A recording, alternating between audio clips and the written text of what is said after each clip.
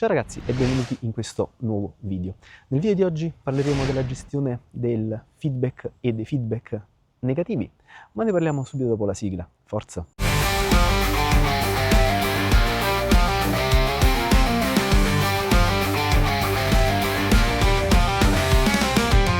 Che sia nella vita o nel lavoro, sicuramente capita di ricevere qualche feedback negativo.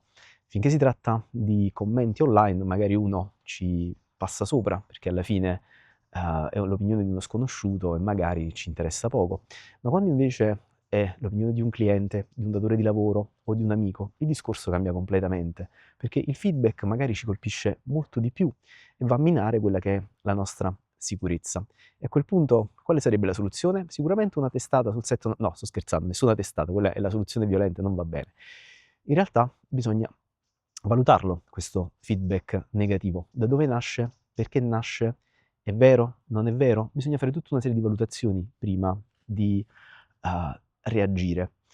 E come lo si gestisce? Io di solito lo gestisco in questo modo. Nella prima parte cerco di non rispondere, cerco di non reagire immediatamente. Questo perché la prima reazione sarebbe una reazione di pancia, magari poco pensata, poco ragionata, poco concreta. E quindi mi prendo del tempo, un attimo del tempo per riflettere. Valuto i dettagli di questo feedback, soprattutto se arriva da un cliente o da un amico, e cerco di capire se posso fare qualcosa per migliorare la situazione.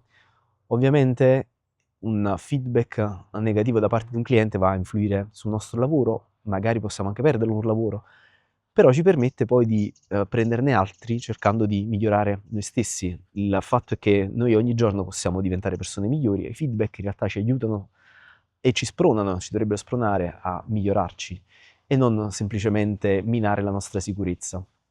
Stessa cosa vale per il feedback di un amico o di una fidanzata, sono cose che non si possono lasciar correre senza valutarle, ma allo stesso modo non possiamo fare che ci influenzino completamente in maniera negativa, altrimenti rischiamo che quel feedback negativo diventi ancora più negativo e quindi si entra in un loop continuo di continui elementi negativi. Bisogna in realtà invertire la tendenza.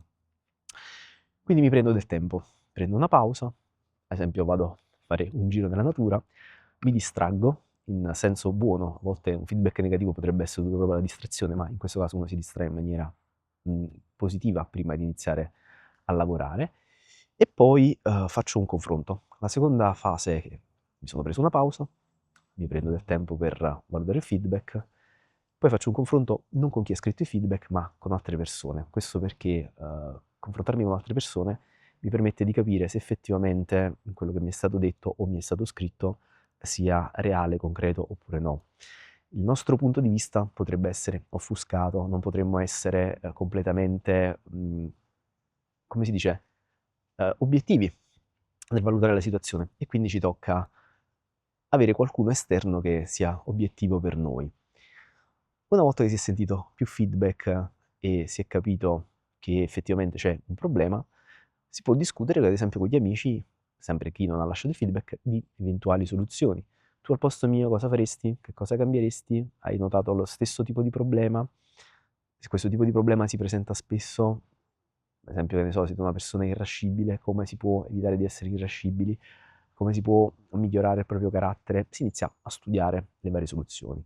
Lo so, tutta questa trafila richiede tempo, però una volta che avete passato questa trafila, questa parte di tempo a meditare, a capire se effettivamente il problema siete voi o sono gli altri, se questa cosa si può risolvere oppure no, c'è il confronto invece con chi ha lasciato il feedback, sempre se ci può essere un confronto. E allora in quel caso si dimostra quello che è il cambiamento.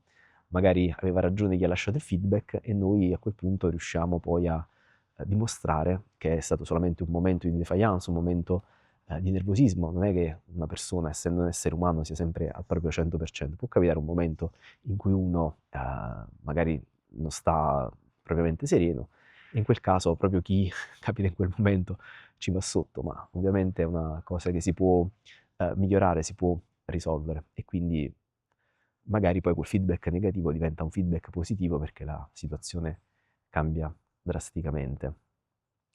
Oppure, che cosa posso dire? Altre situazioni sono quando un problema si ripresenta continuamente, allora in quel caso, una volta capito il problema, si va come con le malattie a ragionare sulla radice del problema. Magari ad esempio il posto in cui siete che non va, magari le condizioni di lavoro in cui state lavorando non sono le migliori e quindi creano un ambiente tossico, e allora in quel caso la soluzione giustamente è cambiare lavoro, cambiare situazione. Anche quella può essere una soluzione. A volte possiamo cambiare internamente per risolvere un problema, altre volte il problema non siete voi, arriva da fuori, e allora in quel caso bisogna cambiare quello che arriva da fuori, cambiare lavoro, tipologia, oppure cambiare ambiente, cambiare posto di lavoro, cambiare città, cambiare qualcosa. Il cambiamento può essere negativo o positivo, dipende dalle situazioni. In questo caso, ad esempio, potrebbe essere un cambiamento positivo.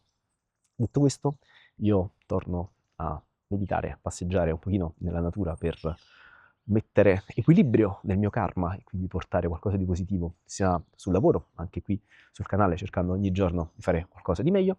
Se questo video vi è piaciuto, vi ha aiutato o intrattenuto, potete mettere un like, iscrivervi al canale e condividere con i vostri amici per darmi una mano a far crescere il canale. Se avete dei consigli su come gestire feedback negativi e situazioni problematiche nel migliore dei modi, potete scrivermelo nei commenti. Se volete sfogare potete anche sfogarvi, ma non scrivete i nomi o le situazioni dei diretti interessati, così state un pochino più tranquilli.